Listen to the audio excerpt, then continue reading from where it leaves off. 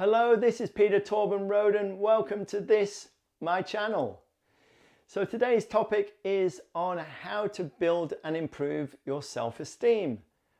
So for me, I have a very simple, I like to keep things as simple as humanly possible.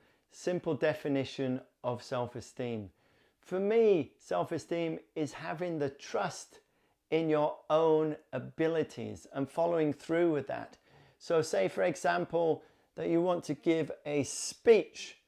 Someone who has a high degree of self-confidence is someone who's going to be able to do that with very little distraction.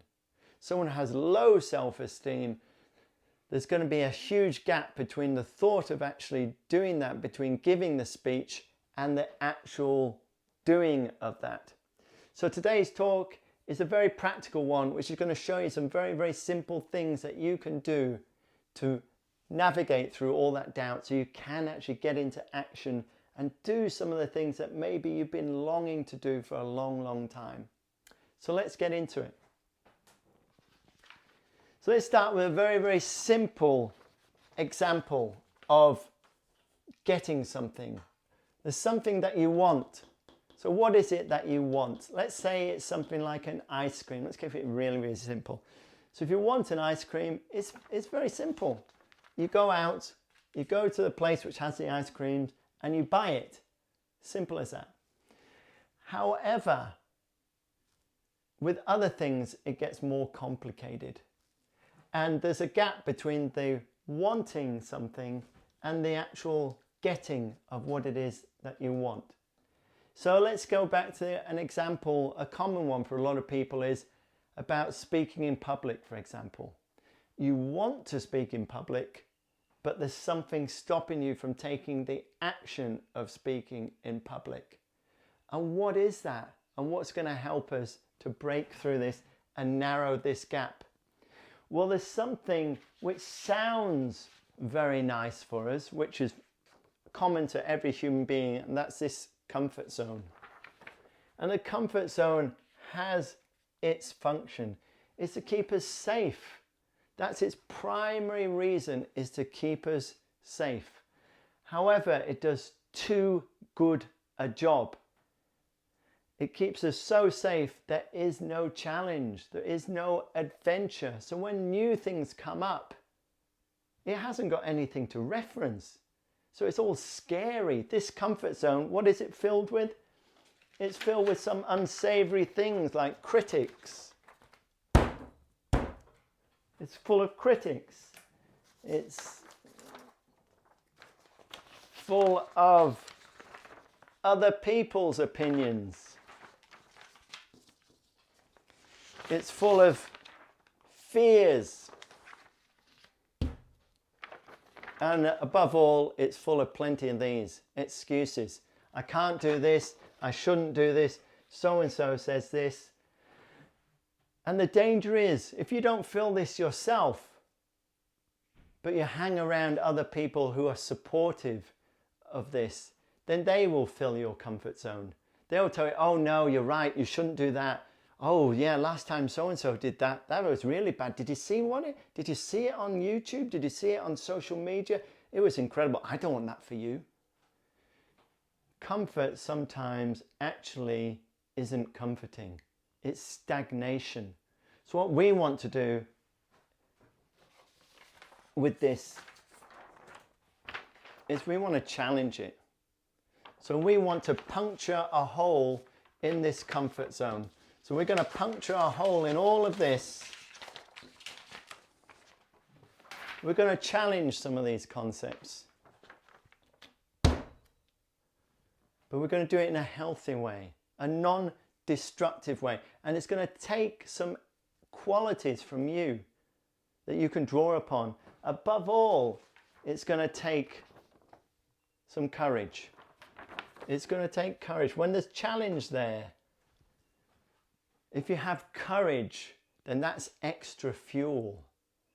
But courage isn't enough to get you into action. What do you need to do? Well, if you imagine what typically happens when you're thinking about something that you haven't done before, what typically happens is we feel uncomfortability in our body, and suddenly now we feel every little bit of discomfort in our body that we never noticed before. And all of these magnify together to give us an excuse to not do it. So we've got all of these anxiety, all of this trappedness in our bodies, and if that isn't enough, then we go up into our head and rationalize it all. We rationalize it all. Sometimes what you want doesn't make any rational sense, so the rational mind's never going to be able to understand all this. So how do we do with this different? Well, we need to engage another part of ourselves. We need to pull ourselves up from all of this emotion and pull ourselves up above the mind to a place where there's this witness. Some of you may have heard of mindfulness. That's where we're going with here, with meditation. We need to pull ourselves up above all of this emotion, above all of this thought and judgment and stuff, so we've got some fresh air, so we can actually look around and breathe and see what's really going on. A witness is just that. A witness doesn't engage with stuff. He notices stuff. There's stuff going on in my emotions, there's stuff going on in my head. That's it. That's where he stops. And that's where I want us to stop. Think about what it is that you want and then stop. This is a missing piece for a lot of us. We need to feel it. We need to visualize what it is that we want to achieve. We need to visualize what it is that you want. So imagine that you're giving this speech. Imagine seeing yourself standing there, tall, proud, confident, relaxed, breathing easily, head high, engaging with the audience, seeing the look in the eyes, seeing the curiosity in the eyes, seeing them lean forward, seeing them engaged, seeing the emotions in people. You're so connected, you can actually see, you can actually feel their emotion. So see that inside you, feel it inside you, fill yourself full of these images of you giving this speech. And for some of you, this will be enough. For some of you, this will be enough to bridge this gap from the thought into doing. Yes, I can do this. What I'm sharing is from my heart. I believe in it so much. It's very personal to me. I don't need anyone else's validation. And if this is enough, that is fantastic. For some people, it might not be enough. And what you'll need is, you'll need extra support. You'll need a group of people to support you. You want to find a group of people who want to do what it is that you want to do. A group of people who not just want to do it, a group of people who are actually doing it. And they'll help you navigate between these two. You'll be being amongst people who are doing it, who are acting, who have bridged this gap, who've engaged with all this stuff between. Watch them, listen to them, follow them, ask them questions. Follow the people who do what you do, who you admire. A word of caution. Some people may be doing what it is that you want to do, but not in a healthy way. They may be doing it for the wrong reasons. There's plenty of people out there talking at the moment. Some people are out there basically spewing stuff out there, their own resentments or whatever. So be careful that you find the right group that's supportive of you and delivering what it is that you want to do in a way that is supportive of you, that inspires you.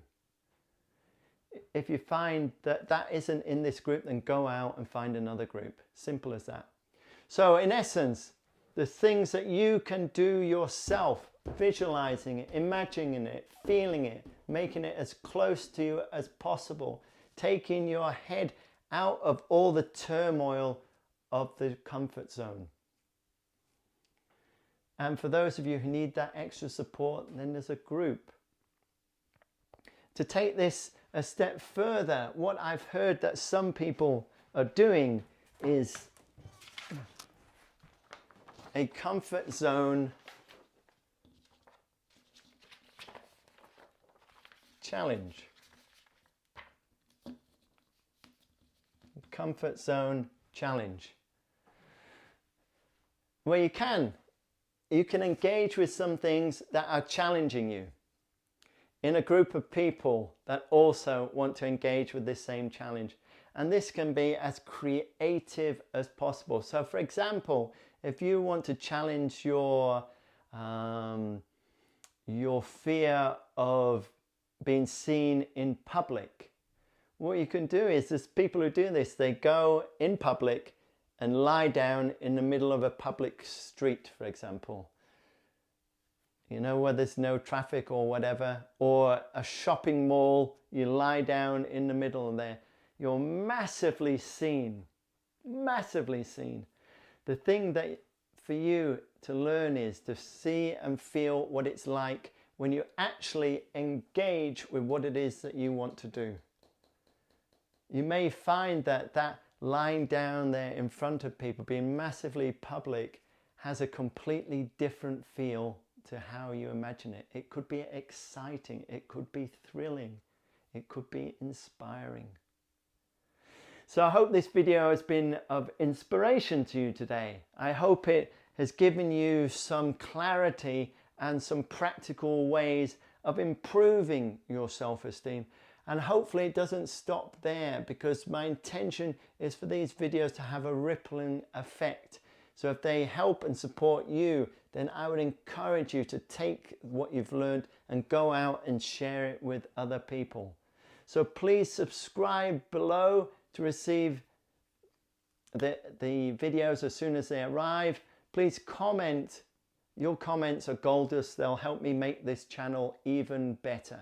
Please share it with other people who are really struggling with their self-confidence right now and might need some fresh perspective. So please comment, please share, please subscribe. I post twice a week, Tuesday and Thursday, so regular content there. So your feedback is really important to the content that I will create here. So subscribe below to receive the videos as soon as they arrive, and comment and share, and let's make this a channel which is going to inspire lots and lots of people. That's my desire, that's my longing. Thank you for watching.